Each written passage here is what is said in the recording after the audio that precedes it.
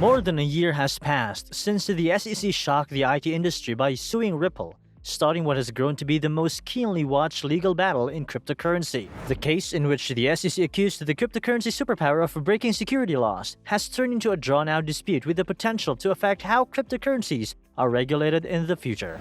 After Ripple and the SEC agreed on a timeline for the next round on the case, filings and hearings on motions for summary judgment will last through December, and the conflict will likely continue into the following year. A federal judge will then either rule on the case or order a trial, according to a tweet from Stuart Alderoty, general counsel at Ripple. It currently looks like a resolution will arrive in 2023. Hello everyone and welcome back to our channel. In today's video, we'll talk about the XRP lawsuit. So, stay until the end of the video to learn it all. The SEC contends that Ripple failed to register approximately $1.4 billion worth of XRP as securities, which is the crux of the dispute underway in December 2020. The verdict in the lawsuit might have significant repercussions for cryptocurrency. If the SEC wins, it could fundamentally alter how cryptocurrency businesses conduct themselves by creating a precedent requiring that the users of the digital assets they provide be subject to the same stringent reporting and registration requirements as stocks. When the cryptocurrency market is expanding quickly, while simultaneously coming under more severe regulatory scrutiny or numerous fronts, a victory for Ripple would be a significant one for the sector.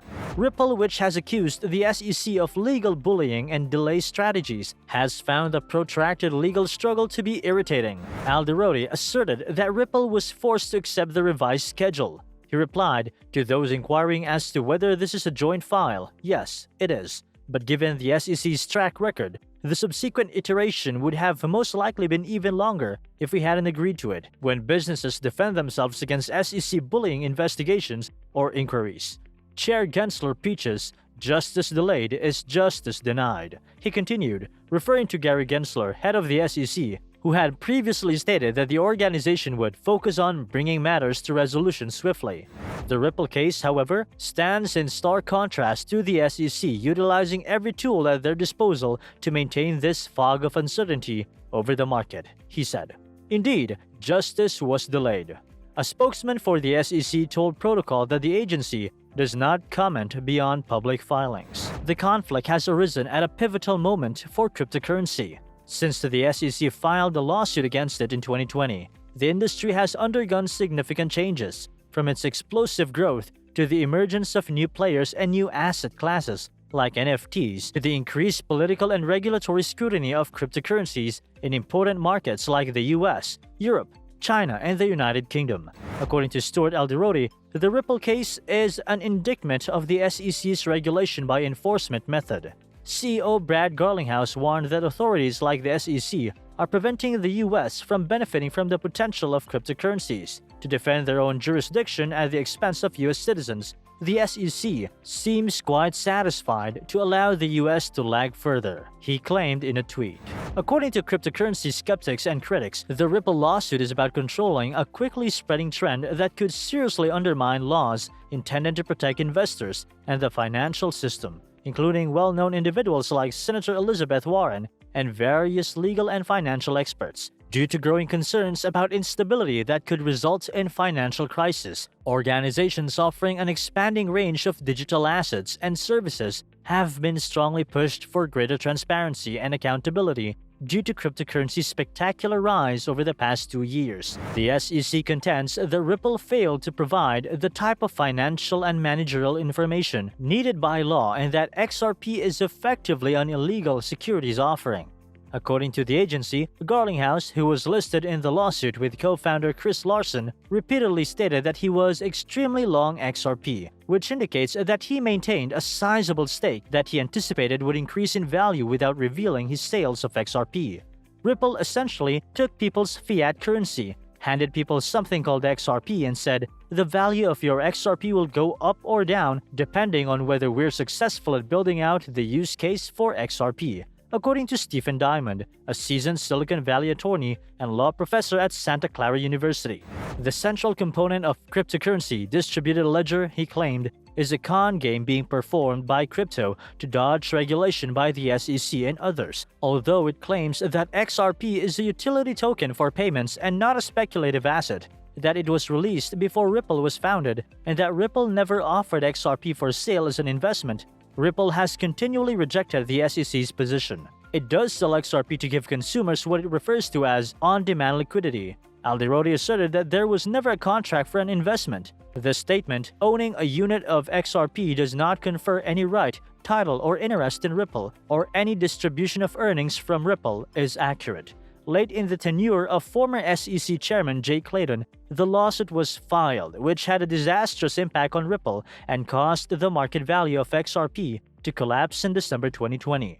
The lawsuit, according to Aldirodi, was a rug pull by the SEC that destroyed $15 billion in value for XRP currencies, the day the suit was filed, affecting the same people the SEC professes to protect. Gary Gensler, who assumed leadership of the organization 4 months after the case was filed, also received early exposure as a result of it. In the beginning, Ripple and the cryptocurrency community welcomed Gensler. In a previous interview with Protocol, Aldirodi said, "I think it's nice to have somebody like Gary Gensler in office because he taught blockchain and technology at MIT. That viewpoint swiftly shifted. Gensler made it clear that he will approach cryptocurrency aggressively as well." Gensler and the SEC are allegedly employing every method to generate market confusion, according to Aldirodi, who has started to criticize Gensler on Twitter regularly. Although he avoided mentioning any specific business or executive, Gensler lashed back in his November speech. Some market players may term this regulation by enforcement. I just refer to it as enforcement. XRP has recovered from the December 2020 fall, even though the price of the coin fluctuated wildly as the cryptocurrency market entered yet another period of intense volatility. Additionally, Ripple claims that its growth globally, where its cross-border payments technology has continued to advance, has not been hampered by the SEC action. Aldirodi claimed that our business has been thriving outside of the United States. Actually, the business declared in January that it would repurchase shares from a $200 million Series C financing in 2019. Garlinghouse claimed that despite these terrible headwinds, the company was booming. However, Ripple has increased the pressure on the SEC and criticized the agency's choice to sue. William Hinman, a former director of the SEC, made the statement that Ether is not a security in a lecture in 2018. This is perhaps Ripple's most persuasive line of attack. He appeared to support the position of the cryptocurrency business, which caused the price of Ether to spike. When the SEC filed the lawsuit against Ripple under Clayton, Hinman was still an officer in the organization. He and Clayton resigned at the conclusion of 2020. Ripple has requested that the SEC make communications about the speech's internal discussion available. The company gained ground when a federal judge reiterated the SEC's obligation to turn over the communications last month. A non-profit whistleblower group called Empower Oversight recently exposed SEC emails that revealed conflicts of interest in Hinman's position as an SEC director, appearing to be another blow to the SEC.